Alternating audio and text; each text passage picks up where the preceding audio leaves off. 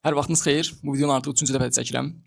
Birinci dəfə çəkdim 4 dəqiqə oldu. İkinci dəfə dedim ki, daha qısasını çəkə bilərəm. Çəkdim 8 dəqiqə oldu. Bu dəfə çalışacağam daha qısa olsun. Başlayırıq. Deməli sizə nəyi çatdırmaq istəyirəm? İqtisadiyyatda, biznesdə xərci həmişə istehlakçı çəkir. Nə deməkdir bu? Misal üçün bir nəfər post paylaşıb, kommunalla bağlı sual verib, ona deyiblər ki, kommunal ev sahibi ödəməlidir və mən orada fikrimi çatdırmağa çalışmışam, fikir yazmışam ki, elə şey yoxdur. Həmişə istehlakçı ödəyir və ya başqa sözlə sərmayə sahibi ödəmir. Niyə bəs belədir? Bu nə deməkdir? Baxın, ev sahibinin evdən müəyyən qazancı olur. Bazar əsasında formalaşmış bir qazanc gözləntisi olur. Məsələn, 600 manat. Düşünün ki, ev sahibi bu 600 manatı qazanmalıdır. Ya 700 qiymət deyəcək, əgər kommunal 80 manatdırsa, içinə 80 manatı daxil edib 700 qiymət deyəcək.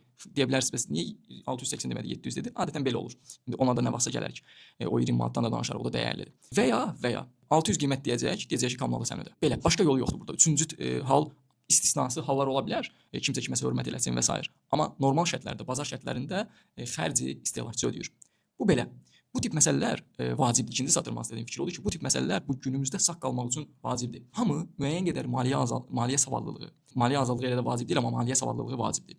Müəyyən qədər biznes, müəyyən qədər iqtisadiyyat anlayışı olmalıdır. Əksi halda bizim üzərimizdə elə vəhşicəsinə üsullar tətbiq edirlər ki, bundan çıxa bilməyəcəyik, bundan çıxa bilmirik, qaça bilmirik.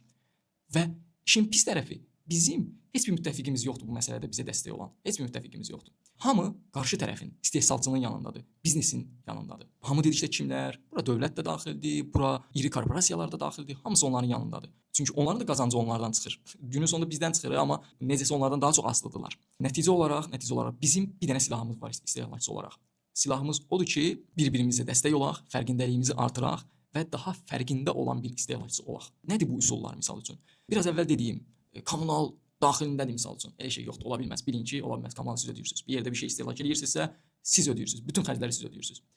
Gəlir misal üçün sizə deyir ki, su qiymətə daxildir. Siz ödəyirsiniz. Yaxşı, bundan sonra buna düşməyin. Bu birinci məsələ. İkinci məsələ odur ki, marketinq gedişləri eləyirlər üstümüzdə. Misal üçün 3 yer qaldı.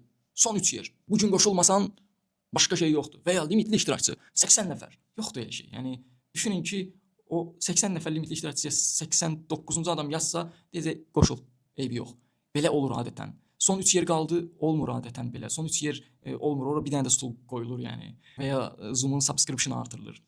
Belə söz çoxdur deməyə və bunlar biraz mənim insanlardan gördüyüm, əziyyət çəkdiklərini gördüyüm məsələlərdir. Ona görə çatdırmaq istəyirəm ki, çalışaq, biraz fərqindəliyimizi artıraq və aldanmayaq. Qoy resurslarımızdan, imkanlarımızdan bizim özümüzə də bir şey qalsın və daha rahat yaşayaq bu həyatı. Belə, sağ olun, özünüzə yaxşı baxın, növbəti videolarda görüşənədək.